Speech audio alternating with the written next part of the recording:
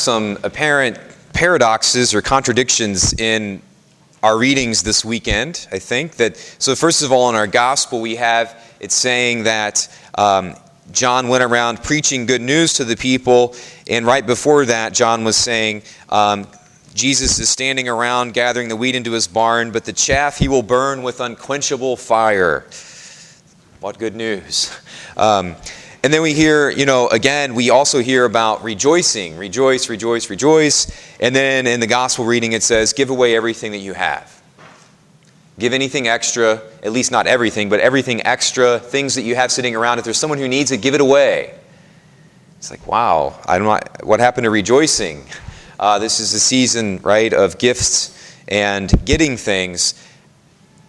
How is that supposed to tie in with this idea of giving away things? How am I supposed to rejoice by also giving away? And I think that what this paradox that we see, the gospel and the Christian faith are full of paradoxes, right? They're full of these things that on the surface don't seem to make much sense, but when we dive deeper, they do make a lot of sense. And I think what we see is this connection between two things, this connection between simplicity of living and joy and rejoicing.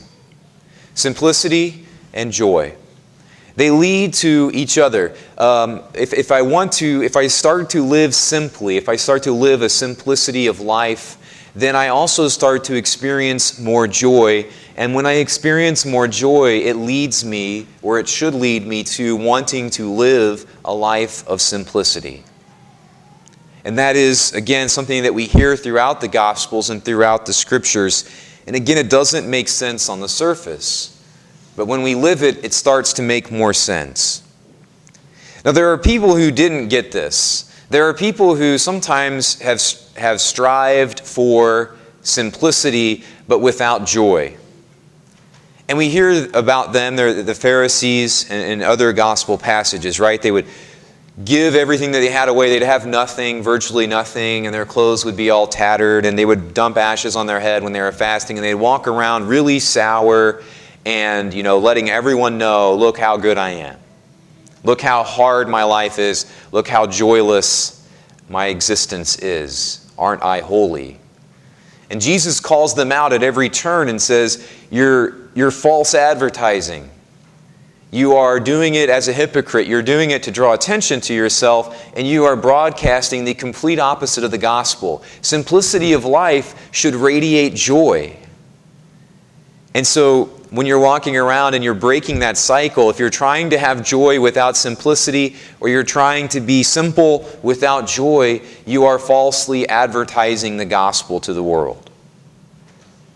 And so we as Catholics and as Christians are called to exemplify and radiate that cycle of simplicity of living leads to joy, and joy leads back and draws me into a simpler way of life as well.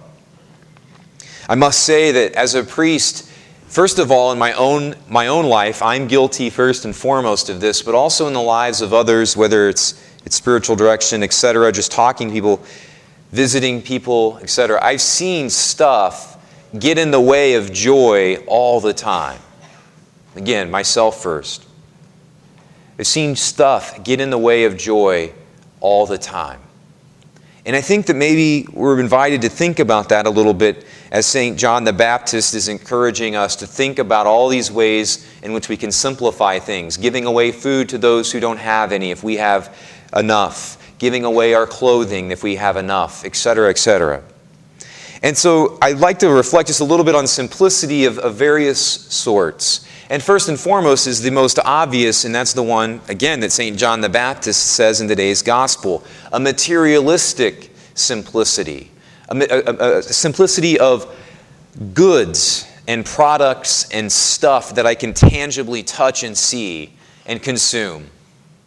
And so when we hear John the Baptist talk about coats and food and taxes and money, that's the most obvious. That's the type of simplicity that should be right in front of us and in our everyday life for us most obviously to see. And so thinking about cars and boats and shoes and makeup and clothing and houses and food, etc., I think we're being asked to reflect on, do I cling to that stuff too much? St. John the Baptist is not saying, hey, feed everyone or help give away your clothing because otherwise, God can't do it. God could, but He's inviting us into the beauty of letting go of that stuff for other people.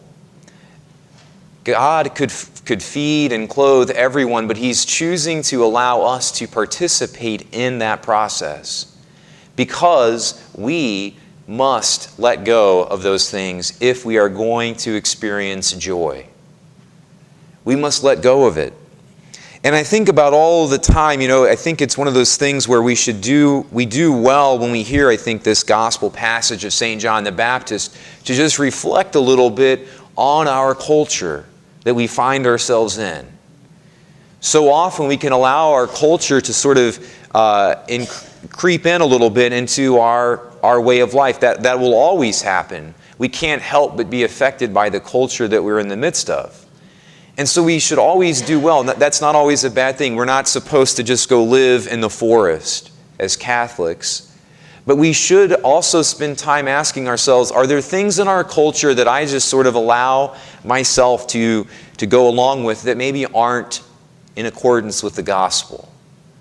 And I think in our own culture, one of those things I think is that materialism, that consumerism, that idea that, I must have more things if I'm going to be happy.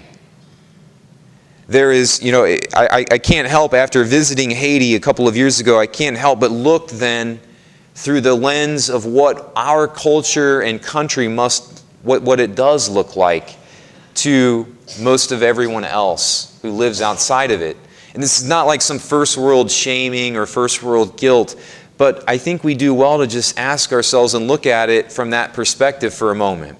When I taught Catholic social teaching and some of these ideas to the seniors in high school, we did this really helpful exercise, which was where we went through and we looked at how much we spend on ourselves every day.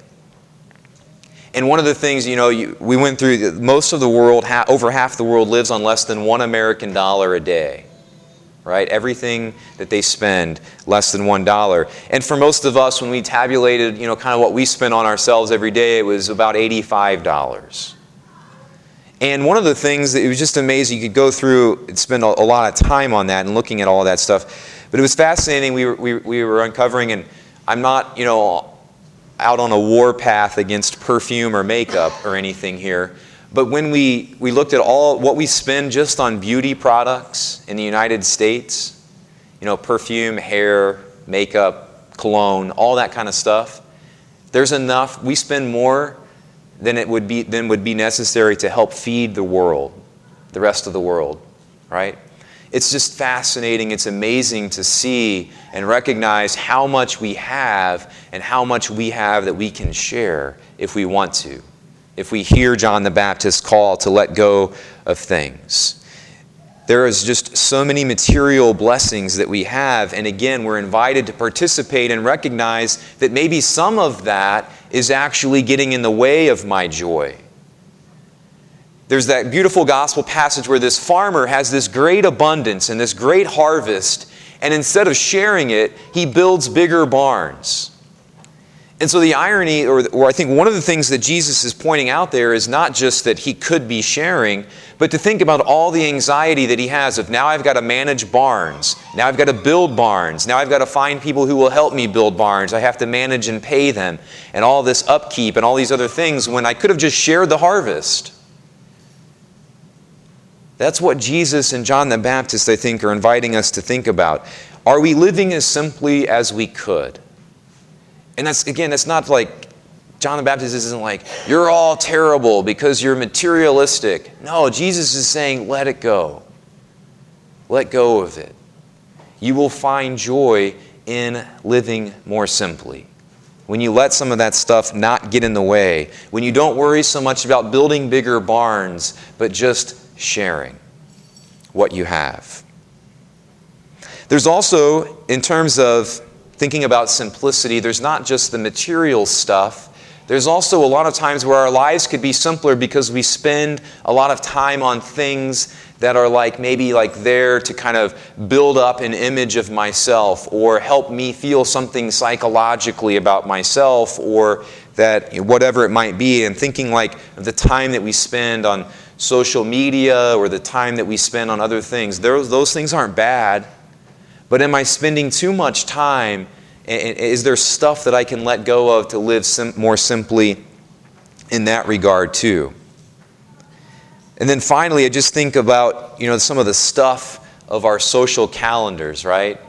There's a lot of stuff that we have that we're blessed to do and to be involved with and engaged in. But I think sometimes there's a pride in which we say, I don't say no to anything because I don't want to look like a bad person. I want to be a certain type of person in my mind, and I want other people to see me a certain way. So I don't ever say no to anything. I just go and run around and constantly, and I'm driving and chasing and doing all these things because I don't want to say no. I don't want to disappoint anyone. I don't want to let them down.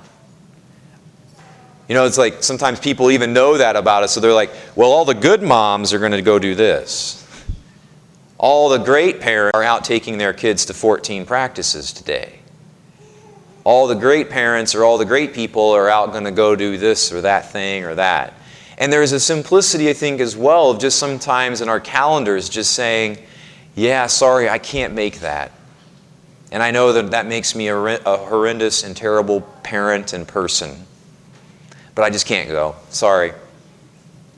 All these kinds of things, there's all kinds of stuff that's in our lives. And I think, again, Jesus and John the Baptist are just inviting us to think about it. And is there things that we can let go of so that we can experience the simplicity of life that Jesus is calling us to, which He knows leads us to joy and rejoicing.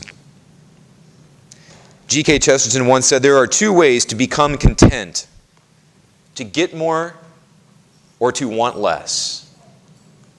To get more or to want less. And John the Baptist is inviting us today to want less, because he knows again that it leads to joy. We pray for the joy of simplicity in our lives. We pray for the joy that St. Francis and Pope Francis and John Paul II and countless other saints and great people throughout the history of the world have constantly been saying, be simple. Live more simply. You will find joy in that. We pray for the strength to let go and to not spend our time worrying about building bigger barns and hanging on to and acquiring more and more stuff for ourselves. May the Eucharist that we receive today give us that strength to live a simple life and to experience the joy that Christ wants for us to experience so badly.